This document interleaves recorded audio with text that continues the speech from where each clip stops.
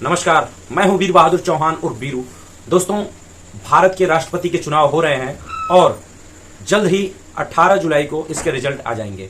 भाजपा गठबंधन की तरफ से राष्ट्रपति पद की उम्मीदवार घोषित की गई हैं आदिवासी नेता द्रौपदी मुर्मू, जो एक महिला भी हैं, और उनके विरोध में खड़े हैं साझा विपक्ष के उम्मीदवार जसवंत सिन्हा। हम समझते हैं कि किस तरह से राष्ट्रपति के इस चुनाव में कौन कौन से लोग वोट देते हैं और किनके कितने वोट वैल्यू होते हैं। तो इसका आपकी जानकारी आई बटन में मिल जाएगा, जिसमें हमने आपको बारीकी से समझाया है कि किनके वोटों की वैल्यू कितनी होती है। तो दोस्तों, राष्ट्रपति के चुनाव में लोकसभा और राज्यसभा यानी दोनों सदनों के चुने हुए सांसद, यहां पर ध्यान रखिए, लोकसभा और राज्यसभा के चुने हुए सांसद कहने का अर्थ हुआ कि जो लोकसभा में 2 मनोनीत सांसद होते हैं और राज्यसभा में 12 मनोनीत सांसद होते हैं, वो इस राष्ट्रपति चुनाव में भाग नहीं लेते हैं। राज्यों के एमएलसी इस वोट में भाग नहीं लेते। और कुछ विधानसभाएं जो देश के अन्य राज्य हैं, जिसमें एक पुडुचेरी है, तो इस तरीके की विधानसभाओं में एक आध मनोनीत विधायक भी होते हैं, यानी एमएलए भी होते हैं, वो भी वोट नहीं देंगे। सिर्फ चुने हुए विधायक और चुने हुए लोकसभा सदस्य और चुने हुए राज्यसभा सदस्य। यहां चुने हुए राज्यसभा सदस्य का अर्थ हुआ कि जो एकल संक्रमणी सिस्टम से विधायकों द्वारा चुन करके गए हुए हों, न कि राष्ट्रपति द्वारा मनोनीत किए गए हों। द्रौपदी मुर्मू एनडीए की दावेदार हैं। इनको कितने वोट मिल सकते हैं और कितने वोट मिलेंगे तो ये राष्ट्रपति बन जाएंगी, देश की राष्ट्रपति चुन ली जाएंगी, जो देश की पहली महिला आदिवासी राष्ट्रपति होंगी। तो सबसे पहले राष्ट्रपति के इस चुनाव में पूरे देश के सभी पार्टियों जिनके वोट राष्ट्रपति उम्मीदवार द्रौपदी मुर्मू को मिलने वाले हैं, के वोटों की गणना हम मुर्मू जी के खाते में करना शुरू करते हैं, जिसमें सबसे पहले हम भारतीय जनता पार्टी के पूरे देश में लोकसभा सदस्यों और पूरे देश में राज्यसभा सदस्यों की संख्या और उनके वोटों की वैल्यू को जोड़ करके और राष्ट्रपति उम्मीदवार मुर्मू जी के खाते में रखते हुए फिर इसके बाद उसके सहयोगी दलों और अपने विचारधाराओं के वजह से प्रभावित हुए कुछ अन्य दल जो राष्ट्रपति पद के इस चुनाव में द्रौपदी मुर्मू जी के पक्ष में वोट करने वाले हैं, इन सबके राज्यसभा और लोकसभा सदस्यों के वोटों की गणना करके एक जगह करने के बाद फिर हम संभावित पार्टियों के लोकसभा और राज्यसभा सांसदों के वोटों की गणना मुर्मू जी के पक्ष में करेंगे, जो एकदम अवश्यंभावी हो कि वो राष्ट्रपति पद के इस चुनाव में मुर्मू जी को वोट दे सकें। उनको जोड़ करके और इस गणना को हम आपके सामने रखेंगे, जिससे ये पता चलेगा कि राष्ट्रपति के इस चुनाव में द्रौपदी मुर्मू विजेता होंगी या जसवंत सिन्हा। लोकसभा के कुल 543 सदस्य और राज्यसभा के 233 सदस्य राष्ट्रपति के इस चुनाव में भाग लेंगे। और जम्मू कश्मीर को छोड़ करके अगर विधानसभा के विधायकों की संख्या देखी जाए जो इस राष्ट्रपति के चुनाव में भाग लेंगे, वो होंगे 4030। यहां पर मैं जम्मू कश्मीर को छोड़ने की बात इसलिए कर रहा हूं क्योंकि जम्मू कश्मीर में जब अभी विधानसभा बहाली नहीं हुई है और राष्ट्रपति चुनाव उसके बहाली से पहले ही आ गए हैं। अलग अलग राज्यों के विधायकों के अलग अलग वोट वैल्यू होते हैं। राष्ट्रपति के चुनाव में 708 वोट लोकसभा और राज्यसभा के सांसदों का होता था। इस बार 90 विधायकों की संख्या घटने की वजह से उनके वोट वैल्यू विधायकों की संख्या में घटने की वजह से जो लोकसभा और राज्यसभा के सांसदों का वोट वैल्यू है वो कम होकर के यानी घट करके 700 रह गए हैं। जम्मू कश्मीर को लेकर के जो राष्ट्रपति के चुनाव में वोट की वैल्यू होती है टोटल 10,98,903 होती है, लेकिन इससे कुल टोटल 10,86,000 के आसपास वोट वैल्यू बच जाती है, जिसमें राष्ट्रपति का चुनाव होना है। इसमें आम चुनाव की तरह से राष्ट्रपति का चुनाव नहीं होता। जैसा कि आम चुनाव में अगर 10 पार्टियां लड़ जाती हैं तो 10 पार्टियों में से जो पार्टी ज्यादा वोट पा जाती है, जो प्रत्याशी ज्यादा वोट पा जाता है, वो विजेता घोषित हो जाता है। लेकिन भारत के राष्ट्रपति के चुनाव में राष्ट्रपति बनने के लिए 10,86,000 का 1/2 प्लस 1 हिस्सा यानी 10,86,000 का 1/2 करे तो 5,43,000 और एक वोट, अगर वो आंकड़ा सटीक 5,43,000 आता है तो एक वोट उसमें और जोड़ेंगे, 5,43,000 एक वोट जिस प्रत्याशी को मिलेगा वही राष्ट्रपति चुना जाएगा। हालांकि यहाँ पे एक और स्पष्टीकरण मैं आपको करना चाहता हूं कि यहाँ पर सिर्फ 2 ही उम्मीदवार राष्ट्रपति के चुनाव में इस समय मौजूद हैं, जो भाजपा। तो चलिए अब गणना करते हैं कि राष्ट्रपति के इस चुनाव में द्रौपदी मुर्मू जी के पक्ष में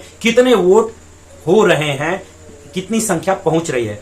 तो दोस्तों, अभी आपने हाल ही में देखा है कि लोकसभा के उपचुनाव में दो उत्तर प्रदेश के क्षेत्रों में जहां पे अखिलेश यादव ने आजमगढ़ की सीट छोड़ी थी विधानसभा चुनाव जीतने के बाद, और एक आजम खान ने रामपुर की सीट छोड़ी थी विधानसभा चुनाव जीतने के बाद। तो रामपुर और आजमगढ़ इन दोनों सीटों को अभी अभी भाजपा ने जीत लिया है, जहां पर आजमगढ़ से दिनेश लाल यादव निरहुआ ने विजय हासिल की है और रामपुर से घनश्याम सिंह लोधी ने विजय हासिल की है। तो इस तरह से दो लोकसभा सदस्यों की संख्या और भारतीय जनता पार्टी में जोड़ते हुए 2019 से अब तक जो लोकसभा सांसद थे 301 अब बढ़कर के हो गए भारतीय जनता पार्टी के पक्ष में 303। और इस बार अभी बीते एक महीने पहले राज्यसभा में भाजपा की सदस्यों की संख्या थी 95 और उसे इस बार 4 सीटों का नुकसान हुआ है। तो राज्यसभा में भाजपा की संख्या है 91। तो इस तरह से टोटल अगर हम सांसदों की संख्या जोड़ लें तो टोटल होते हैं 303 और 91 जोड़ने पे 394। 700 का गुणा करते हैं तो इसका पूरा वोट वैल्यू निकल कर आता है 2,75,800। जी हां दोस्तों, 2,75,800 तो केवल एकमात्र भारतीय जनता पार्टी के वो भी सांसदों के वोट हो गए, वोट के वैल्यू हो गए। 2,75,800 भारतीय जनता पार्टी के 394 सांसदों के वोट वैल्यू हो गए। अब जैसा कि आप जानते हैं कि श्रीमती द्रौपदी मुर्मू आदिवासी महिला हैं, जो देश की पहली महिला आदिवासी राष्ट्रपति हो सकती हैं। तो इसकी वजह से, अपने विचारधाराओं की वजह से बहुजन समाज पार्टी की नेत्री सुश्री मायावती ने इन्हें समर्थन देने का फैसला ले लिया है। तो इस तरह से इनके भी राज्यसभा और लोकसभा के साथ साथ विधानसभा के वोटरों की संख्या जोड़ी जाएगी। इसके साथ ही आपको बता दें कि जो द्रौपदी मुर्मू जी हैं ये उड़ीसा से आती हैं। तो इसी वजह से उस राज्य की जनभावना का ख्याल करते हुए वहां के बीजू जनता दल की पार्टी के नेता और इस समय उड़ीसा के मुख्यमंत्री नवीन पटनायक ने द्रौपदी मुर्मू जी के पक्ष में समर्थन देने का ऐलान कर दिया है। तो भारतीय जनता पार्टी के सांसदों के वोट वैल्यू के बाद अब बसपा के वोट वैल्यू की गणना कर लेते हैं। तो बसपा के 10 लोकसभा सदस्य हैं और मात्र 1 राज्यसभा सदस्य हैं। तो टोटल मिलकर के हो जाते हैं 11 लोक सांसद। 700 वोट वैल्यू से गुणा करने के बाद टोटल वोट वैल्यू आता है 7,700। और ये 7,700 जैसे ही भारतीय जनता पार्टी के उम्मीदवार, राष्ट्रपति उम्मीदवार द्रौपदी मुर्मू जी के पक्ष में जुड़ते हैं 2,80,500। ध्यान रहे, अभी बसपा के विधायकों के वोट अभी इसमें जुड़ेंगे जब हम देश के सारे विधानसभाओं के विधायकों के वोट वैल्यू जोड़ेंगे जो द्रौपदी मुर्मू जी को मिलने वाले हैं। अब बात कर लेते हैं बीजू जनता दल की, जो उड़ीसा में एक मुख्य पार्टी है, जो लोकसभा और राज्यसभा में सांसदों की संख्या वाली एक बड़ी पार्टी भी है।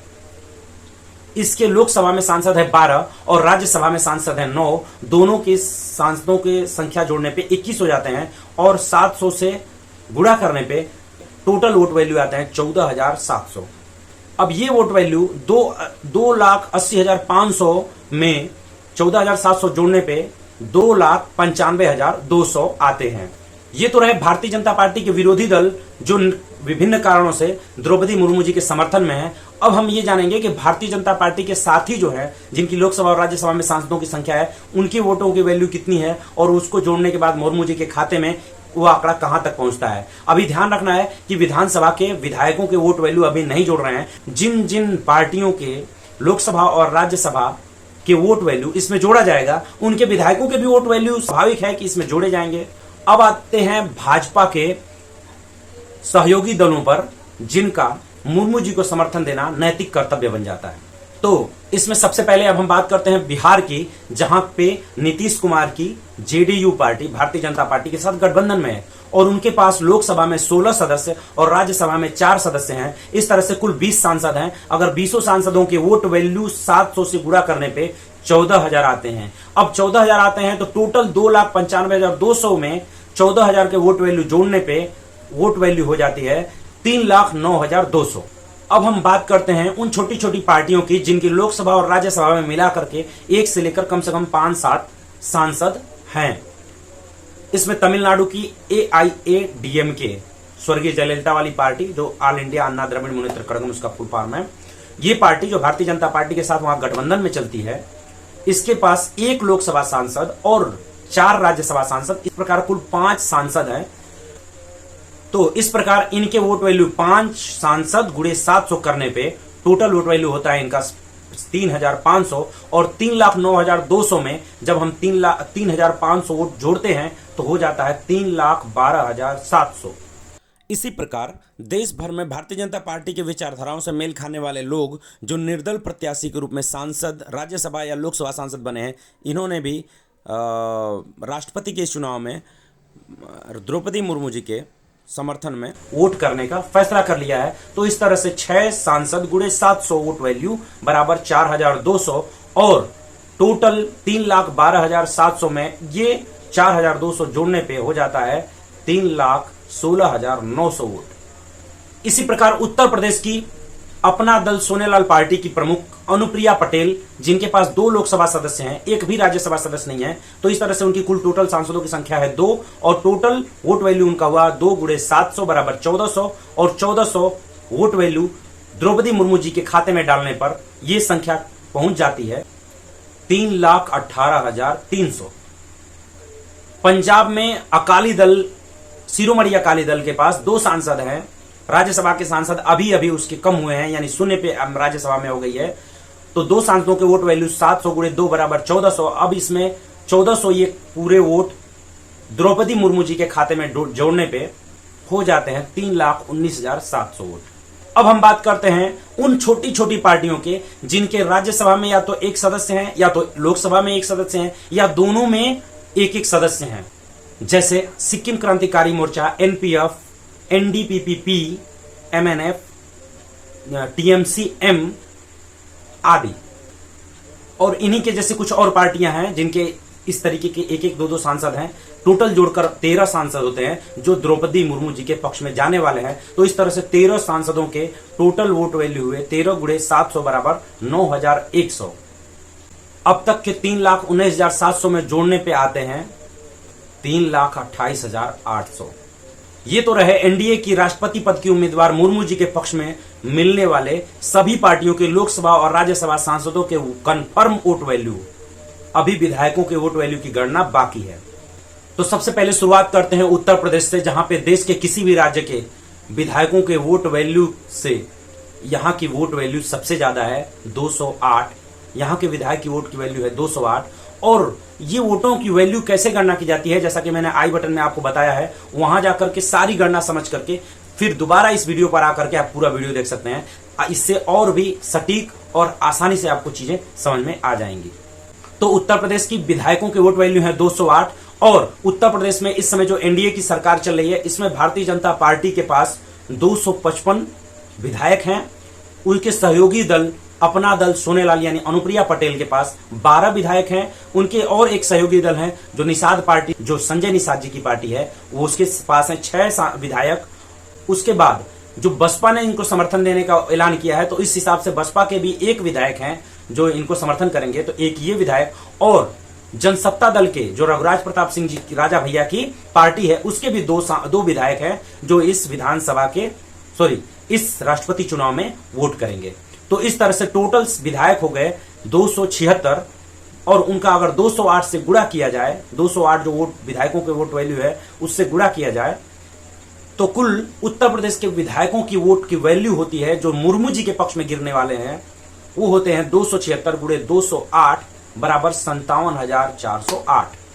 तो इस प्रकार 3,28,800 में ये 57,408 जोड़ने पर होते हैं 3,86,208। अब तक पूरे देश के लोकसभा और राज्यसभा सांसदों के वोट वैल्यू जोड़ने के बाद अब ये जो 57,408 उत्तर प्रदेश के केवल एनडीए के समर्थकों के विधायकों के वोट वैल्यू जोड़ने पे ये संख्या आ रही है। अब बात करते हैं बिहार के विधायकों के वोट की वैल्यू की। तो बिहार में विधायकों की वोट की वैल्यू है 173, जिसमें भाजपा के पास 77 विधायक हैं, 45 विधायक जदयू के पास हैं यानी नीतीश कुमार के पास हैं, 4 विधायक हम पार्टी के पास हैं और 1 विधायक अन्य निर्दल के पास हैं। तो इस प्रकार कुल विधायक हुए 127। अब इन 127 विधायकों में 173 का गुणा करने पे टोटल वोट वैल्यू आता है 21,971। 3,86,208 प्लस 21,971 बराबर 4,08,179 वोट। जी हाँ दोस्तों, पूरे सांसद और उत्तर प्रदेश और बिहार के विधायकों का वोट मिलाकर के हो गया 4 लाख से प्लस। अब बात करते हैं उत्तराखंड की, जहां पर एक विधायक के वोट की वैल्यू होती है 64 और उसमें 60 सदस्यीय विधानसभा में 47 सदस्य भारतीय जनता पार्टी के हैं, 2 सदस्य बहुजन समाज पार्टी के हैं जिन्होंने द्रौपदी मुर्मू जी के पक्ष में मतदान करने का ऐलान कर दिया है, और एक निर्दल प्रत्याशी है जो एनडीए के साथ है। तो इस तरह से टोटल विधायक हैं 50, और 64 वोट वैल्यू में 50 का गुणा करते हैं तो कुल वोट आता है 3200। अब 4,08,179 में 3200 जोड़ने पे संख्या आती है 4,11,379 जो द्रौपदी मुर्मू जी के खाते में जा रहे हैं। अब बात करते हैं पंजाब की, जहां पर विधायकों के वोट की वैल्यू होती है 116, और वहां पर भारतीय जनता पार्टी के विधायक हैं 2, शिरोमणि अकाली दल के विधायक हैं 3, जो बहुजन समाज पार्टी है उसके एक विधायक हैं। तो इस तरह से कुल 6 विधायकों का समर्थन मिला है, और इन 6 विधायकों का 116 वोट वैल्यू से गुणा करने पे आंकड़ा आता है 696। 4,11,379 में 696 ये पंजाब के विधायकों के वोट वैल्यू जोड़ने पे मुर्मू जी के खाते में कुल वोट वैल्यू हो जाते हैं 4,12,075। अब बात करते हैं हिमाचल प्रदेश की, जहां पर विधायकों के वोट की वैल्यू होती है 51, और वहां पर भारतीय जनता पार्टी के कुल विधायक हैं 44। अब 44 में इन 51 वोट वैल्यू की गुणा करने पे वोट की संख्या निकल के आती है 2244। अब 4,12,075 में ये 2244 वोट जुड़ते हैं तो टोटल हो जाते हैं 4,14,319 वोट। बढ़ते हैं अगले राज्य की ओर, बात करते हैं हरियाणा की। हरियाणा में एक विधायक के वोट की वैल्यू होती है 112, जहां पर भाजपा के कुल विधायक हैं 40, जजपा के कुल विधायक हैं 10, शिरोमणि अकाली दल के विधायक हैं 1, बहुजन समाज पार्टी के विधायक 1, और अन्य 5 निर्दलियों का समर्थन भारतीय जनता पार्टी के साथ है।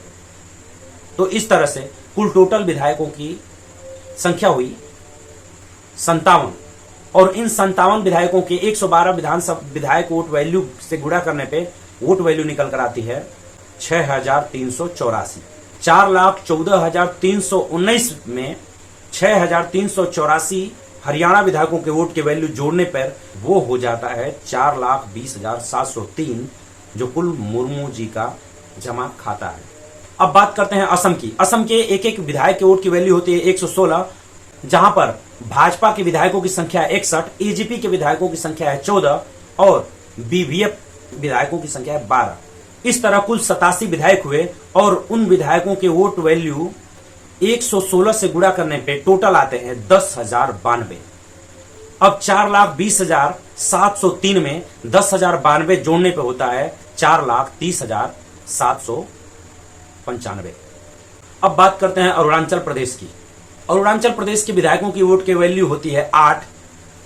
अरुणाचल प्रदेश में भारतीय जनता पार्टी के विधायकों की संख्या है 41, जदयू के विधायकों की संख्या है 7, नेशनल पीपुल्स पार्टी की संख्या है 4, और निर्दल जो समर्थन में है उनकी संख्या है 2। तो इस तरह से कुल विधायकों की संख्या हो जाती है 54। अब इन विधायकों के वोट की वैल्यू गणना करने पे आते हैं 54 × 8 = 432। अब 4,30,795 में 432 जोड़ने पर जो आंकड़ा निकल के आता है वो होता है 4,31,227। अब बात करते हैं आंध्र प्रदेश की, जहां पे वो विधायकों के वोट की वैल्यू होती है 159, लेकिन यहां पर न भारतीय जनता पार्टी किसी गठबंधन में है, ना ही भारतीय जनता पार्टी के पास कोई एक विधायक है। तो इस प्रकार यहां से मुर्मू जी के खाते में 0 वोट मिलेंगे। लेकिन वीडियो के अंत में मैं बताऊंगा कि आंध्र प्रदेश से या तो मुर्मू जी को 0 वोट मिलेंगे या बहुत बड़ा एक हिस्सा मिलेगा जो होगा 45,000 से अधिक। ये वीडियो के अंत में आपको जरूर बताऊंगा। अब बात करते हैं छत्तीसगढ़ के विधायकों के वोट के वैल्यू की। तो एक विधायक के वोट की वैल्यू होती है 129। यहां पर भाजपा के 14 विधायक हैं और बहुजन समाज पार्टी यानी बसपा के 2 विधायक हैं। टोटल 16 विधायक हैं। इन 16 विधायकों का 129 वोट वैल्यू से गुणा करने पे आंकड़ा आता है 2064। अब मुर्मू जी के खाते में जोड़ने पर 4,31,227 प्लस 2064 बराबर आंकड़ा निकल कर आता है। अब बात करते हैं 40 सदस्यीय गोवा विधानसभा की।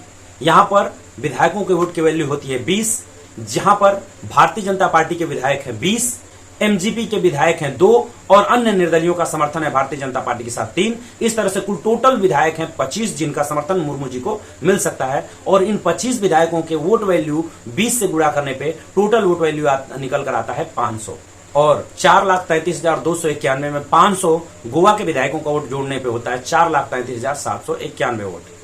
अब बात करते हैं गुजरात की, जहां पर विधायकों के वोट की वैल्यू होती है 147 और गुजरात विधानसभा में 99 विधायक भारतीय जनता पार्टी के हैं और एक निर्दलीय का समर्थन है। इस प्रकार टोटल 100 विधायकों का वोट 147 गुणे 100 बराबर 14,700। 4,33,791 में 14,700 गुजरात के विधायकों के वोट वैल्यू जोड़ने पे आंकड़ा निकल कर आता है 4,48,491। बात करते हैं झारखंड की, जहां पर विधायकों के एक एक वोट की वैल्यू है 176, जहां पर भारतीय जनता पार्टी के कुल विधायक हैं 26 और 2 निर्दलियों का समर्थन है। तो इस तरह से कुल टोटल विधायक हुए 28 विधायकों के 176 वोट वैल्यू से गुणा करने पे संख्या जो आएगी वो होगी 4,928 और इस 4,928 को द्रौपदी जी के पहले जोड़े हुए 4,48,491 में 4,928 जोड़ने पे जो आंकड़ा निकल कर आता है 4,53,419 वोट। अब बात करते हैं कर्नाटक की। कर्नाटक में विधायकों के वोट की वैल्यू है 131 और यहां पर भारतीय जनता पार्टी के विधायक हैं 121 और एक निर्दलीय का समर्थन है। तो इस तरह से 122 विधायकों के कुल वोट वैल्यू 131 में गुणा करने पर आते हैं 15,982 वोट। 4,53,419 में 15,982 वोट कर्नाटक के विधायकों का जोड़ने पे 4,69,401 वोट। केरल में न भाजपा है न ही उसकी सहयोगी पार्टियों के विधायक हैं। यहां पर स्थिति स्पष्ट नहीं होने की वजह से हम केरल के विधायकों के वोट के वैल्यू श्रीमती द्रौपदी मुर्मू जी के पक्ष में नहीं जोड़ते हैं। अब बात करते हैं मध्य प्रदेश के विधायकों के वोट की वैल्यू की, जो मुर्मू जी को मिलने वाला है। मध्य प्रदेश के विधायकों के वोट की वैल्यू होती है 131 और मध्य प्रदेश में भारतीय जनता पार्टी के विधायक हैं 127, निर्दलियों का समर्थन है 4 और बहुजन समाज पार्टी के 2 विधायक हैं। तो इस प्रकार से मध्य प्रदेश में कुल विधायक हुए जो मुर्मू जी को समर्थन करेंगे वो 133 और इनके वोट के वैल्यू 133 गुणे 131 वोट वैल्यू से गुणा करने पे टोटल निकल कर आते हैं 17,423 वोट। तो इस प्रकार 4,69,401 में 17,423 वोट जोड़ने पे टोटल आंकड़ा निकल कर आएगा 4,86,824। अब बात करते हैं इस समय दिलचस्प मोड़ पे चल रही महाराष्ट्र की, जहां के विधायकों की वोट की वैल्यू होती है 175। यहां पर भारतीय जनता पार्टी के कुल 106 विधायक हैं, एक मनसे यानी राज ठाकरे की पार्टी के विधायक हैं, 5 निर्दलियों का समर्थन भारतीय जनता पार्टी के साथ है और जो शिवसेना के 55 विधायक हैं उनमें से अभी अभी हाल में एकनाथ शिंदे गुट जो इस समय 38 विधायकों को लेकर के एक अलग गुट बनाए हुए हैं, जो साझा उम्मीदवार जसवंत सिन्हा को वोट नहीं करेंगे। तो इस तरह से ये भी 38 विधायक द्रौपदी मुर्मू जी को वोट करेंगे। तो इस तरह से ये सभी विधायक जोड़ करके होते हैं 150 और इन विधायकों के वोट वैल्यू 150 विधायक गुणे 175 इनके वोट वैल्यू करने पे 26,250। अब 4,86,824 और 26,250 महाराष्ट्र के विधायकों के वोट वैल्यू जोड़ने पे आंकड़ा निकल कर आता है जो मुर्मू जी के खाते में रहेगा वो है 5,13,074। बात मणिपुर की करते हैं। मणिपुर में एक विधायक के वोट की वैल्यू होती है 18। यहां पर भारतीय जनता पार्टी नीति गठबंधन की सरकार है। यहां पर भाजपा गठबंधन के 54 विधायकों के वोट वैल्यू 18 से गुणा करने पे आंकड़ा निकल कर आएगा 972 और 5,13,074 में 972 जोड़ने पर आंकड़ा आएगा 5,14,046। अब बात करते हैं मेघालय की, जहां पे विधायकों के वोट की वैल्यू होती है 17 और 60 सदस्यीय इस विधानसभा में भाजपा नीति गठबंधन की 41 सीटों के साथ प्रचंड बहुमत की सरकार है। इन 41 विधायकों के 17 वोट से वोट वैल्यू से गुणा करने पे टोटल वोट आता है 697 और 5,14,046 में 697 वोट जोड़ने पे 5,14,743 वोट हो जाते हैं। अब मिजोरम में 8 वोट होता है एक विधायक के वोट की वैल्यू और मात्र यहां पर एक ही विधायक है भारतीय जनता पार्टी का। तो इस तरह से 8 वोट ये भी मुर्मू जी के खाते में जाएगा और इस तरह से टोटल वोट वैल्यू हो जाएगा 5,14,743 में 8 जोड़ने पे 5,14,751 वोट हो जाएगा। एक एक वोट का आंकड़ा आपको हम सटीक बताते जा रहे हैं जो मुर्मू जी को मिलने वाला है, इसके अतिरिक्त किसी को नहीं मिलने वाला है। इससे आपको पता चलेगा कि राष्ट्रपति उम्मीदवार 5,43,000 का जो क्राइटेरिया है उसे जैसे ही ये पार करेंगी दूसरा उम्मीदवार ऐसे ही पीछे रह जाएगा और इस तरह से ये राष्ट्रपति चुन ली जाएंगे। अगर ये 5,43,000 से पीछे रह जाती हैं तो दूसरा उम्मीदवार 5,43,000 को क्रॉस कर जाएगा और वह राष्ट्रपति चुन लिया जाएगा। अब बात करते हैं नागालैंड की। यहां पर 60 सदस्यीय विधानसभा में सबसे आश्चर्य की बात है कि यहां पर विपक्ष में कोई पार्टी ही नहीं है। यहां पर भारतीय जनता पार्टी के सहित सारी पार्टियां एक साथ सत्ता में हैं। यहां के विधायकों की वोट की वैल्यू होती है 9 और टोटल 60 विधायकों की वोट की वैल्यू होती है 540। अब 5,14,751 में ये कुल 540 वोट जोड़ने पे मुर्मू जी के खाते में जमा होता है 5,15,291 वोट। बात करते हैं उड़ीसा की, जहां के विधायकों के वोट की वैल्यू होती है 149 और मैंने पहले ही बता दिया है कि उड़ीसा से ही ये राष्ट्रपति की उम्मीदवार द्रौपदी मुर्मू जी आती हैं। और बीजू जनता दल जो उड़ीसा में मुख्य रूप से कार्य करती है, जमी हुई है पार्टी है, इसके राज्यसभा और लोकसभा के सांसदों के वोट वैल्यू पहले ही जोड़े जा चुके हैं, क्योंकि बीजू जनता दल के नवीन पटनायक ने पहले ही इन्हें समर्थन देने का फैसला ले लिया है। तो इस तरह से अब सिर्फ यहां के विधायकों के वोट की वैल्यू जोड़नी होगी। बीजू जनता दल और मुख्य विपक्षी दल भारतीय जनता पार्टी दोनों के विधायकों के वोट के वैल्यू एक साथ मुर्मू जी के खाते में जाएंगे। तो इस तरह से बीजू जनता दल 111 सीटों के साथ पूर्ण बहुमत की सरकार में है और 23 सीटों के साथ विपक्ष में है भारतीय जनता पार्टी और एक और निर्दलीय भी है। तो इस तरह से उड़ीसा की जनभावनाओं का ख्याल करते हुए वो भी द्रौपदी मुर्मू जी को ही वोट करेगा। इस तरह से टोटल विधायक हैं 135 और इस तरह से 135 विधायकों के 149 वोट वैल्यू से गुणा करने पर टोटल आंकड़ा निकल कर आता है 20,115।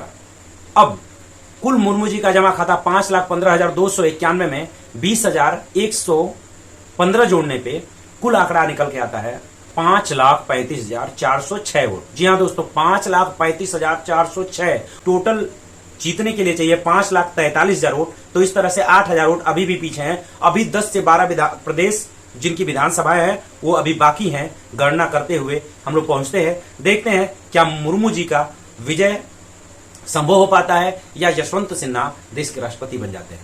अब बात करते हैं राजस्थान की, जहां पर विधायकों के वोट की वैल्यू होती है 129 और 71 विधायकों के साथ यहां पर मुख्य विपक्षी दल के रूप में भारतीय जनता पार्टी है। तो कुल 71 विधायकों के 129 में गुणा करने पर आंकड़ा निकल कर आता है 9,159।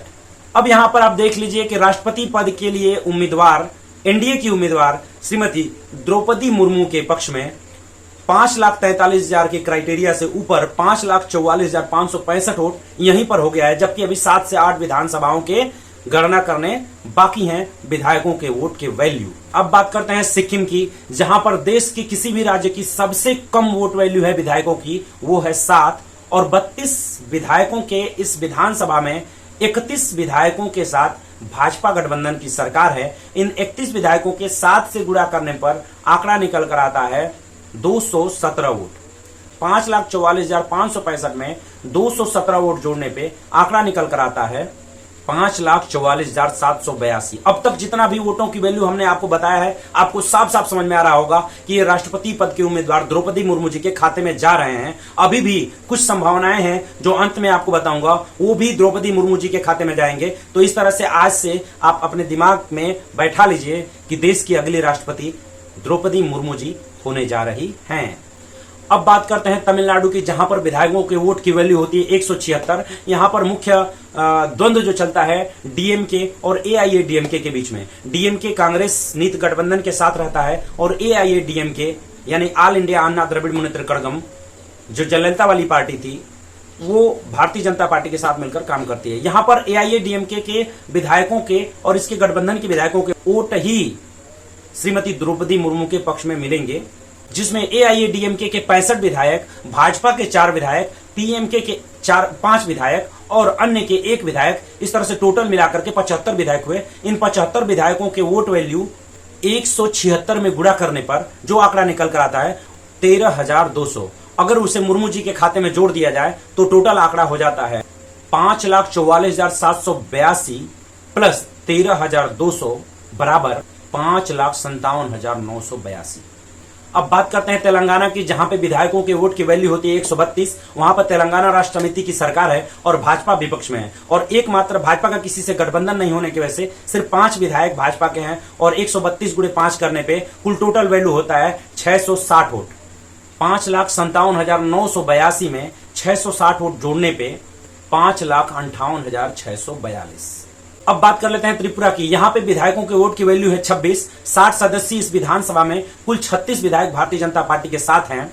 वहां पे भाजपा की ही सरकार चल रही है और गठबंधन में IPFT है जिसके 7 विधायक हैं। तो इस तरह से 36 + 7 कुल 43 विधायक यानी 43 विधायक भारतीय जनता पार्टी समर्थित उम्मीदवार श्रीमती द्रौपदी मुर्मू को वोट करेंगे और इनके वोट की वैल्यू होगी 43 × 26 बराबर 1118।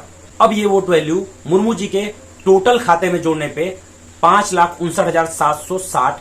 अब बात करते हैं पश्चिम बंगाल की, जहां के विधायकों की वोट की वैल्यू होते हैं 151 और यहां भारतीय जनता पार्टी की धुर विरोधी ममता बनर्जी की चलती है। यहां पर ममता बनर्जी की सरकार है और भारतीय जनता पार्टी मुख्य विपक्षी पार्टी के रूप में यहां पर है। भारतीय जनता पार्टी के साथ 68 विधायक ही शेष बचे हैं जो मुर्मू जी को वोट करेंगे।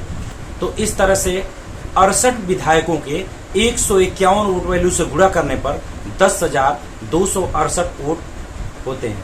ये 10,268 वोट मुर्मू जी के खाते में जोड़ने पर 5,70,028 वोट का आंकड़ा पहुंच जाता है। अब बात करते हैं दिल्ली विधानसभा के। दिल्ली विधानसभा में एक विधायक की वोट की वैल्यू होती है 58। 70 विधानसभाओं के इस विधानसभा में 62 आम आदमी पार्टी के हैं, जो आम आदमी पार्टी का समर्थन मुर्मू जी को नहीं मिलेगा। 8 विधायक जो भारतीय जनता पार्टी के हैं, इन्हीं के वोट मुर्मू जी को मिलेंगे। तो इन 8 विधायकों के 58 वोट वैल्यू से गुणा करने पर कुल वोट वैल्यू आता है 464। 5,70,028 में 464 वोट वैल्यू जोड़ने पे 5,70,492 वोट टोटल हो जाते हैं। बात करते हैं पुदुचेरी की, जहां पे विधायकों के वोट की वैल्यू होती है 16।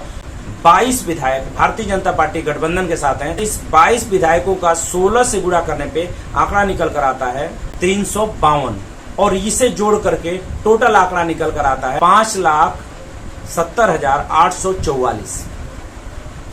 और अब बात करते हैं अन्य संभावित पार्टियों के समर्थन की, जो अपनी विचारधाराओं की वजह से या किसी न किसी विभिन्न कारणों की वजह से राष्ट्रपति पद के उम्मीदवार मुर्मू जी को समर्थन दे सकते हैं। तो इसमें सबसे पहले आता है नाम आंध्र प्रदेश का। आंध्र प्रदेश को अभी अभी हमने आपको 0 रखा था। आंध्र प्रदेश में एक भी वोट वैल्यू हमने मुर्मू जी के पक्ष में नहीं जोड़ा था, लेकिन अगर ऐसा होता है तो लगभग शून्य की बात न करके हम 45,000 से भी अधिक वोट के वैल्यू के आंकड़े की बात करेंगे, जो मुर्मू जी के खाते में अभी भी जुड़ने की संभावना है। यहाँ बात कर रहे हैं हम YSR कांग्रेस की, जो जगन मोहन रेड्डी की पार्टी है। इस पार्टी के पास लोकसभा में 22 सांसद, राज्यसभा में 9 सांसद, कुल 31 सांसद हैं और यहाँ तक कि प्रचंड बहुमत से वो राज्य में आंध्र प्रदेश में सरकार में है, जिसके पास 151 विधायक हैं।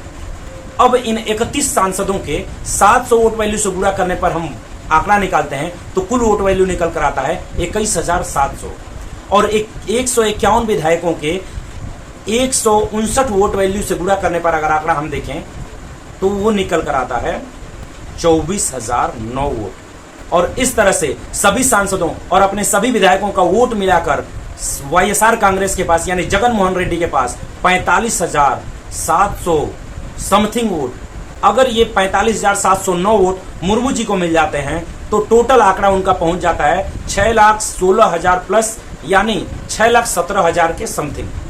इस प्रकार भारतीय जनता पार्टी नीति गठबंधन NDA की समर्थित उम्मीदवार राष्ट्रपति पद के चुनाव में रेस में बहुत आगे निकल गई हैं और इस आधार पे हम ये कह सकते हैं कि न केवल वो राष्ट्रपति का चुनाव जीतेंगी बल्कि वो 6 लाख से अधिक वोट पाएंगी और विपक्ष के साझा उम्मीदवार यशवंत सिन्हा मात्र 4.5 लाख वोट के आसपास ही सिमट कर रह जाएंगे। तो इस तरह से आप अपने दिमाग में बैठा लीजिए कि भारत का अगले राष्ट्रपति आदिवासी महिला श्रीमती द्रौपदी मुर्मू होने जा रही हैं। वीडियो अगर पसंद आया तो लाइक करें, कमेंट करें और ज्यादा से ज्यादा शेयर करें। बहुत बहुत धन्यवाद।